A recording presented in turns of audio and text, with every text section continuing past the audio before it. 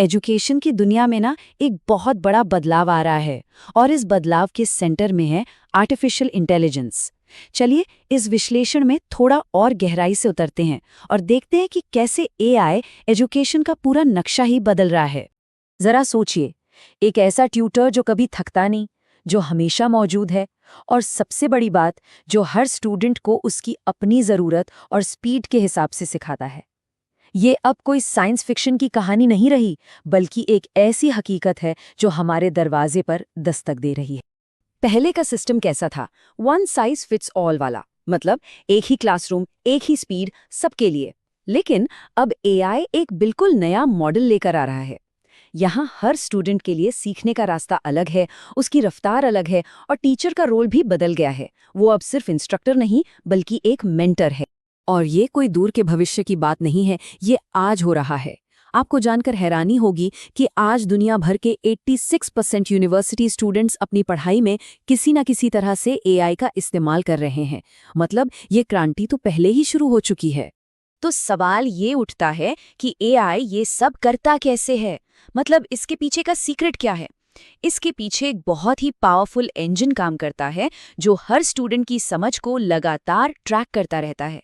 चलिए इस टेक्नोलॉजी के दिल में झांक कर देखते हैं।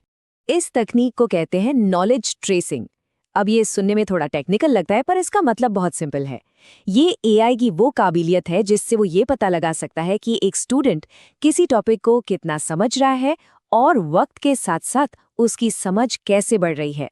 पहले जो टेक्नोलॉजी थी बीकेटी, वो एक लाइट स्विच की तरह थी। या तो कॉन्सेप्ट ऑन है मतलब आता है, या ऑफ है मतलब नहीं आता। लेकिन अब जो डीकेटी है वो एक डिमर स्विच की तरह है। वो ये समझता है कि सीखने वाले की समझ किस लेवल पर है, क्या उसने अभी अभी शुरू किया है या वो लगभग एक्सपर्ट बन चुका है। ये कहीं ज्यादा बारीक और पावरफुल है। डीकेटी की असली ताकत आती है रिकरेंट न्यूरल नेटवर्क से। आप इसे एक ऐसे एआई की तरह सोच सकते हैं जिसकी अपनी एक मेमोरी होती है। ये सिर्फ आपके आखिरी जवाब को नहीं देखता, बल्कि आपके सीखने के पूरे सफर को याद रखता है। कहाँ आपको मुश्किल हुई, कहाँ आपने तेजी से सीखा, और इसी मेमोरी की वजह से ये सीखने की प्रक्रिया को इतनी अच्छी तरह समझ पाता है। ये जो तस्वीर है ना, ये डीकेटी को एक्शन में दिखाती है। सोचिए कि ये एक स्टूडेंट की मैथ्स की समझ का एक हीट मैप है। जैसे जैसे स्टूडेंट सवाल हल करता जाता है, ये नीला रंग मतलब अभी सीख रहा है, धीरे धीरे हरे रंग मतलब मास्टरी हो गई है, में बदल जाता है। इससे एआई को एकदम सटीक पता चलता है कि स्टूडेंट को अगला सवाल कौन सा देना चाहिए। और इसके जो रिजल्ट्स हैं वो वाकई कमाल के हैं।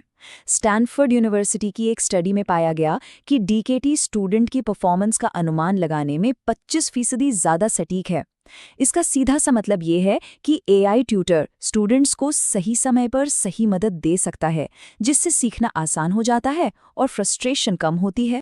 चलिए अब थियरी से थोड़ा हटकर देखते हैं कि असल दुनिया में ये टेक्नोलॉजी कैसे काम कर रही है। आज के एआई ट्यूटर्स आखिर कर क्या क्या सकते हैं? तो एआई ट्यूटर सिर्फ सवाल जवाब तक ही सीमित नहीं हैं। वो हर स्टूडेंट के लिए एक पर्सनल लर्निंग प्लान बनाते हैं, होमवर्क में मदद करते हैं, ग्रेडिंग जैसे कामों को ऑटोमेट कर देते हैं, और यहाँ तक कि करियर गाइडेंस और मेंटल वेलबींग में भी मदद करते हैं। और टीचर्स के लिए तो ये एक गेम चेंजर है। एआई टूल्स ग्रेडिंग पर लगने वाले टाइम को 40% तक कम कर सकते हैं। सोचिए, इससे टीचर्स को कितना ज्यादा वक्त मिलेगा स्टूडेंट्स पर पर्सनली ध्यान देने के लिए। इसका एक बहुत ही बढ़िया उदाहरण है खान अकेडमी का खानमिगो। ये सीधे सीधे जवाब नहीं देता, बल्कि ये स्टूडेंट से सवाल पूछता है, उन्हें हिंट देता है और उन्हें खुद सही जवाब तक पहुंचने के लिए गाइड करता है। ये रटना नहीं बल्कि सोचना सिखाता है। अब बात करते हैं अपने देश की, भारत की। यहाँ इस टेक्नोलॉजी को कैसे अपनाया जा रहा है? भारत बहुत बड़े स्केल पर एआई को अपने एजुकेशन सिस्टम का हिस्सा बना रहा है। इस बात की गंभीरता का अंदाजा आप इसी से लगा सकते हैं कि भारत सरकार ने यूनियन बजट 2025 में एजुकेशन के लिए एक national AI centre of excellence बनाने के लिए 500 करोड़ रुपए का बजट रखा है। और ये कोई अचानक से लिया गया फैसला नहीं है, बल्कि एक सोची समझी स्ट्रैटेजी का हिस्सा है। इसकी नींव 2020 की नेशनल एजुकेशन पॉलिसी में ही रख दी गई थी। और आज सीबीएसई और आईसीएसई जैसे बड़े बोर्ड्स एआई को एक फॉर्मल सब्जेक्ट के तौर पर अपने सिलेबस में शामिल कर चुके हैं, जिसमें लाखों स्टूडेंट्स एनरोल भी हो चुके हैं।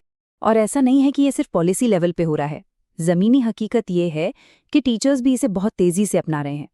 2024 में भारत में 62% से ज़्यादा टीचर्स ने एआई टूल्स का इस्तेमाल किया और हायर एजुकेशन में तो ये आंकड़ा 93% तक पहुंच गया। ये दिखाता है कि बदलाव ज़मीनी स्तर पर आ रहा है। तो ये सब देखकर एक बड़ा सवाल उठता है, इस नई दुनिया में एआई की असली भूमिका क्या है? क्या ये एक टीचर है, एक स्टूडेंट का हेल्पर है, या सिर्फ एक टूल? चलिए इसके बड़े मतलब पर थोड़ा सोचते हैं। देखिए, हर पावरफुल टेक्नोलॉजी की तरह एआई के भी कुछ रिस्क्स हैं। एक बहुत बड़ा डर है कॉग्निटिव ऑफलोडिंग का, मतलब सोचने का काम एआई को दे देना। जैसे हम अब फोन नंबर याद नहीं रखते क्योंकि वो फोन में सेव होते हैं, कहीं ऐसा ना हो कि students critical thinking skills develop करने के बजाय हर जवाब के लिए एआई पर डिपेंडेंट हो जाएं। इसके अलावा डेटा प्राइवेसी और डिजिटल डिवाइड जैसी चुनौतियां भी हैं जिन्हें हल करना बहुत ज़रूरी है। तो सबसे ज़रूरी बात जो समझने वाली है वो ये है कि एआई टीचर्स की जगह नहीं ले रहा है, बिल्कुल नहीं। ये उन्हें और ज़्यादा पावरफुल बना रहा है। एआई ग्रेडिंग और प्लानिंग जैसे रूटीन काम संभाल लेता है ताकि टीचर्स उन चीज़ों पर फोकस कर सकें जो मशीनें कभी नहीं कर सकती, जैसे क्रिएटिविटी, क्रिटिकल थिंकिंग और इमोशनल इंटेलिजेंस सिखाना। और आखिर में हम आपको इसी एक सवाल के साथ छोड़कर जाना चाहेंगे। एआई हमें वो सब बता सकता है जो हम जानना चाहते हैं, लेकिन क्या वो हमें वो जिज्ञासा और वो क्रिटिकल थिंकिंग सिखा सकता है जिससे हम सही सवाल पूछ सकें? सीखने का असली भविष्य शायद इसी सवाल के जवाब में छिपा है।